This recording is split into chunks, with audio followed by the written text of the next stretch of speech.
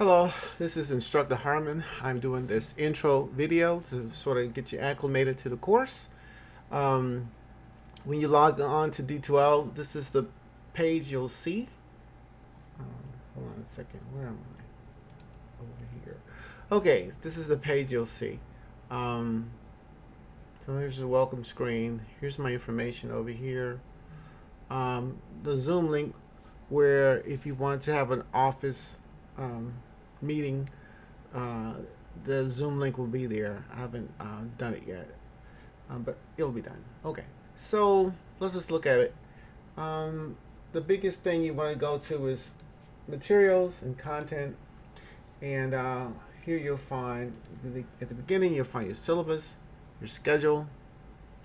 So click on the syllabus. There it is. There it is. I'm not gonna go over. You can read it, but pretty much we're an African American lit class. We read literature and we have tests. We'll all go over some of the things. Basically, the courses consist of discussion boards and 4 tests. So you have 4 tests that are not cumulative. They're based on whatever section we go over. And they're 20 points each towards your grade. So that's a total of 80. And the discussion board itself is 20. So 5 grades basically. And read the syllabus. It'll tell you how to do the discussion board, what I expect, what you should do for. Oh, the tests are multiple choice and essay. So you have 20 multiple choice questions and 3 essay questions. And the multiple choice is worth 40 points, and the 3 essays are worth 60, so they're 20 each. So for a total of 100. The essays you will get ahead of time. I mean, the essay questions you will get ahead of time. You'll get them about, if the test is on a, say the test is due on Sunday, you'll get them pretty much Wednesday night, Thursday morning at 12 a.m. So you have time to prepare. It's an open note test. You can type up your answers and cut and paste them into the test itself. All of that. So the only thing that you will have to do in real time is the multiple choice, which if you have read and you keep your notes, you should do okay on. Okay, so that's the syllabus. Content. And then the schedule just tells you what we're doing. For instance,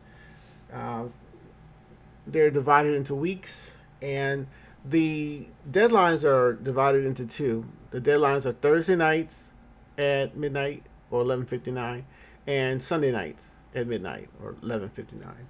So you'll have first section, assignment 1, 2, and that's all due on Thursday. So you'll say respond to discussion board entitled introduce yourself. So where do you find that?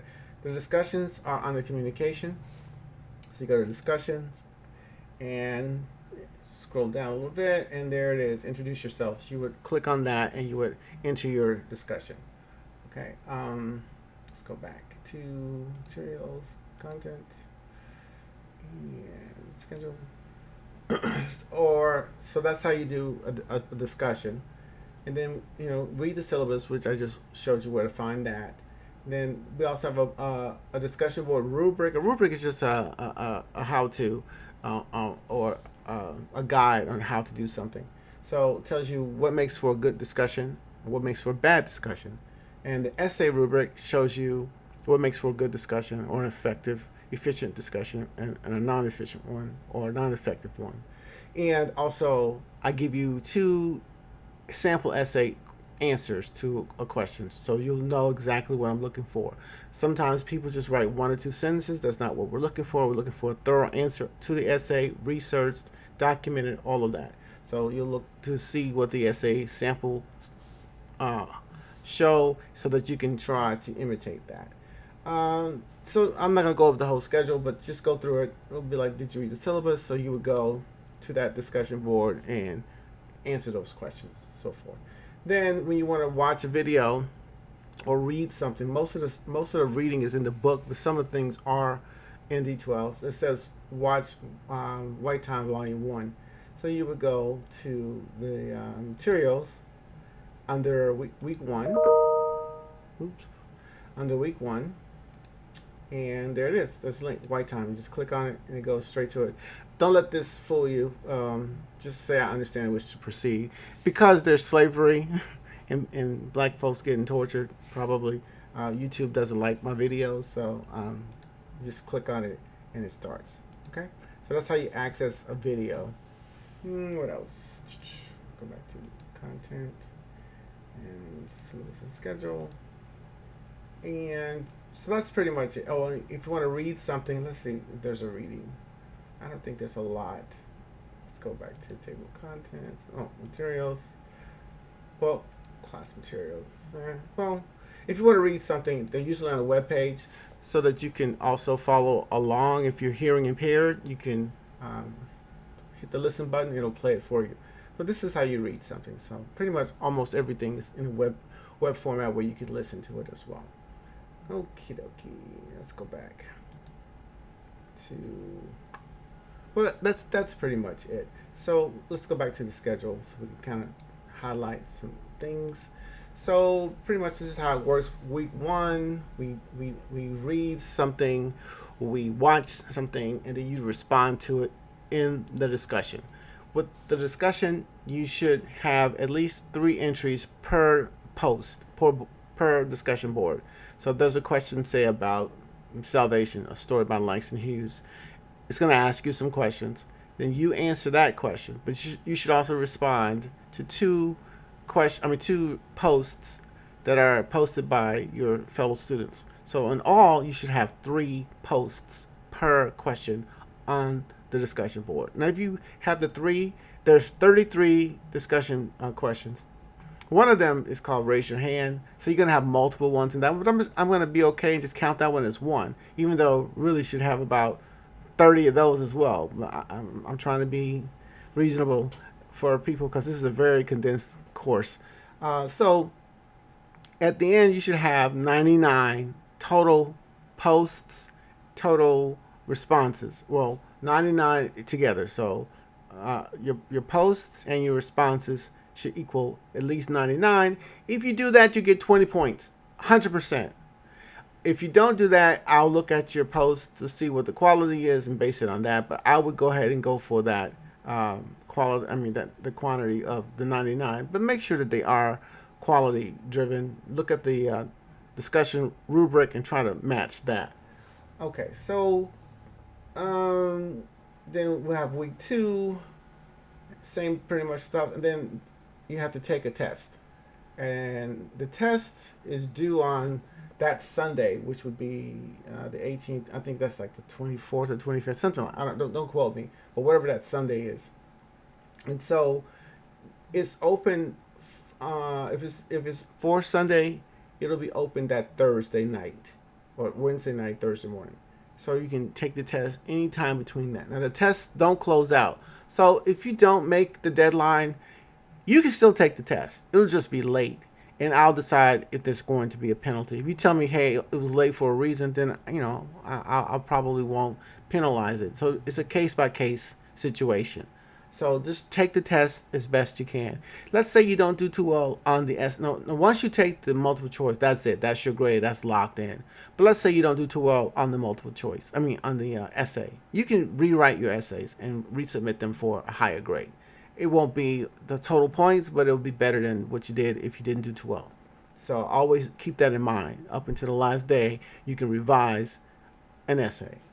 Okay, and then then we just rinse and repeat. So you'll take the other test on this day, right on February. It's due February 14th. So then we have test. Oh, did I skip test 2? Test 2 is due on that Sunday, which is February 7th. Then test 3, the 14th. And the last test is on the last day of class, which is the 20th. Well, it says the 26th, but we go through on Thursdays. So it's the 25th that is due, but you still have that Friday. It's the same. All post and revised essays must be completed by Friday at midnight. So that you get that Friday to sort of tidy up your affairs if you didn't get everything in. Okay, so that's pretty much the schedule and the syllabus. One thing I'll say is that the school has changed the structure of these classes. They used to be 8 weeks, now they're 7, and I understand why. They want to give students a week in between the turnover to the next batch of classes that start in, I guess, in March, so that you have time to know what your grades were, you know, all that, and get your financial aid straight. So I get it, but that means that this class is 7 weeks versus 8. Already 8 weeks was tight. Now it's even more tight. And this is a literature class, which means a lot of reading. Now I try to keep it at a doable pace, so I don't assign a whole lot of. I don't assign any novels. There are some long readings, but most of them are readable and you can get through them. Having said all of that, I need you to go through the schedule, look at the dates, look at the go get the book, and the books are costly. Sorry, get the book and see what the lengths of the readings are and plan accordingly. I'm gonna tell you right now, week 5 is just the way it shook out because I had to condense the class from 8 to 7. Week 5 is the worst in terms of workload.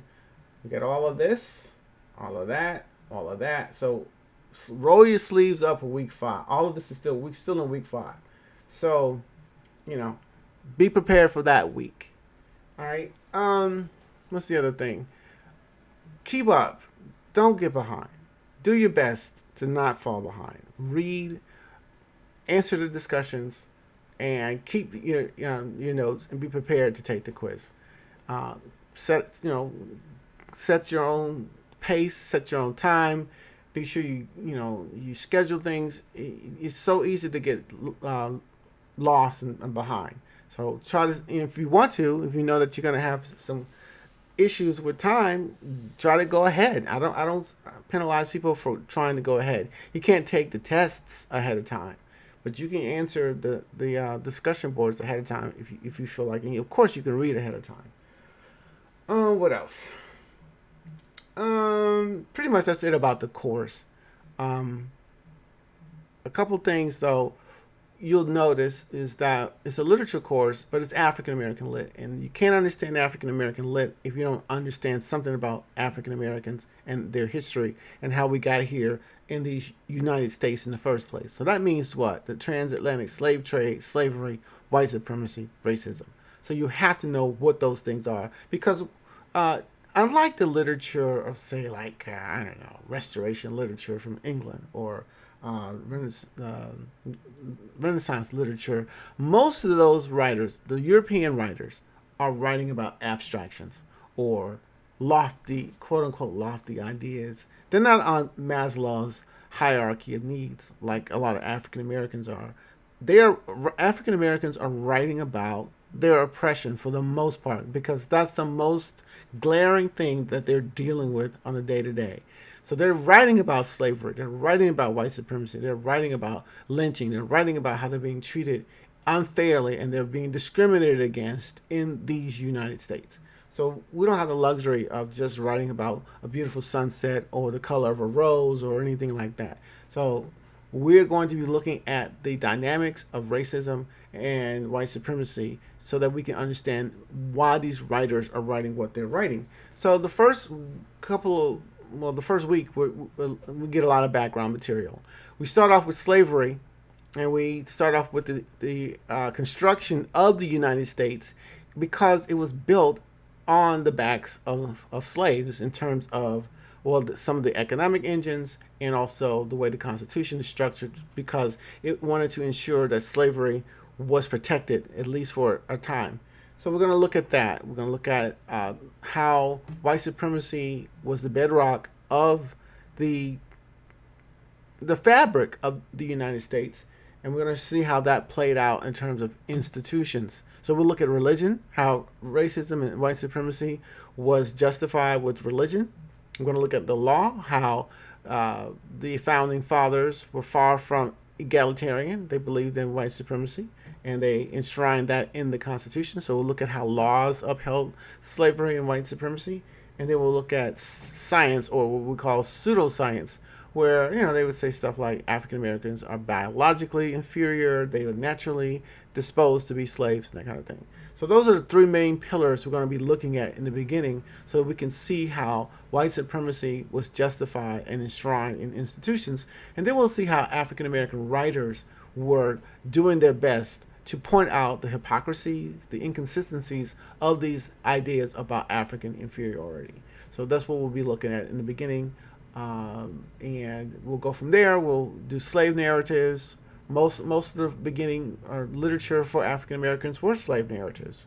We have William Wells Brown, who did a little fiction, so we'll be looking at him, and also Victor Séjour. But even they are writing about slavery, even though it's fictionalized. So we won't get into fiction until a couple essays. A couple pieces in. And then after slavery, we'll be looking at Reconstruction, what happened after slavery was quote unquote over, and the obstacles the African Americans faced then. And then from there, we go to the Harlem Renaissance. From there, we kind of go to, I would say, after the Harlem Renaissance, sort of like the 40s and the 50s and the 60s. Then we cap it off with the modern era. Well, we do the civil rights movement and then the modern era, and that's how we sort of end up. Anyway, so if you have any questions, be sure to email me, eric.harmon@century.edu. You can also text me, which is in the link. You'll see that it's somewhere. Let's go back up. Course on. It's here. So my phone number. Use it sparingly. Like after, don't call me after 5 o'clock. Text me. You can text me pretty much anytime. But if you I forgot something else. Let's go to communication discussions. Couple key discussion. This one is called Ask the Instructor. This is where if you have any problems that are generic, not personal problems, but problems dealing with the course, you ask here, like you don't know where something is in the course, or a link is down, you report that there. So that's where you can report general problems or ask general questions. Now, I know that people get busy and sometimes people miss deadlines, so I do allow for makeup, or what I call spillover discussion. So if you miss a discussion, and because the discussions do lock, if you look at the schedule, you'll see everything is due on a certain date, and after that discussion is due, it's locked. You can't get back in. But if you call me up or text me and say, or email me and say, hey, I missed it for X, Y, and Z reason, can I post in the spillover? I'll say yes, but you have to get permission to post there. So that's where you post that at. And then there's the raise your hand. You'll see throughout the schedule, it'll say post and raise your hand. What does that mean? So let's say you're reading about Ida B. Wells Barnett and you're reading about lynching. It'll say post in the raise your hand. Raise your hand basically says if you were in a face-to-face class, what would you raise your hand to ask, or what would you raise your hand to comment on? So you either have a question or you have a comment that you would have tried to do in a real face-to-face class. Not in a real class, but in a face-to-face class. Because when I'm face-to-face, that's how I do it. I go to everybody in the class. You got a question or a comment? And you should have your question or comment already written down, because you know I'm coming. So this is the same. So have a question or a comment that you're going to prepare for each thing that we read for each section, and post it there, and then people will respond to that, or you can respond to other people's. So that's that special discussion. I think that's about it. I will emphasize once again, please keep up with the work. If you fall behind, let me know. I understand that these are trying times. I understand people have issues and things that they're dealing with. So just let me know what's going on with you so I can accommodate. If I don't hear from you, I assume that you just don't care. Sorry. So let me hear from you. You can text, you can email, all of that. You can even call during certain hours. And I will be posting my office hours by the time you get this, you'll see what my office hours are. So you can always call me during that time or text me during that time. I'm just going by what people did last semester. People last minute didn't post their discussions, didn't take the test, didn't make up the test, and then they're crying like I need to see. That's not how that works. You got to do the work. So plug in, stay focused, do what you need to do, and let's get her done. I want to see everyone with at least a B or an A in the class because it's doable. Again, if you have any problems, please don't hesitate to contact me. I'm approachable. I understand. I'm not gonna bite your head off. I'm not gonna shame anybody for whatever reason. If you totally miss a test, for instance, you're like, hey, I spaced on it. Call me and say, yo, I missed the test. I was like, all right, well, it should be open. Go ahead, take it, and do your best. It's about getting the knowledge. It's about learning. It's about mastering the content, not so much about being on time and following all the rules and being able to post on time every time. I want you to do your best and try to turn things on, try to turn things in on time. But if you can't, I get it. It's COVID, all that good stuff. All right, I'm rambling now, so that's it. Hopefully you'll have a great semester or 7 weeks, and I will see you around, and I will be posting comments on certain stories, because basically I usually don't lecture when I'm face to face, but there are a couple lectures that I do try to give, so I will be posting on those. They'll be either in announcements or they'll be. Speaking of announcements, where's that at? Whenever there's I know what I need to tell you. You see announcements here. This is where your essay questions will pop up. I will also email them, as well as email them. I'll put them in announcements, and I'll do that little. I think that's our instant message thing that we have as well. So to make sure that you get your questions ahead of time. So if there's an update to anything like the syllabus or the schedule or something like that, you'll see that here in the announcements. All right. So I hope this is being recorded right before New Year's. So I hope you have a happy New Year, and we'll see you on January 11th.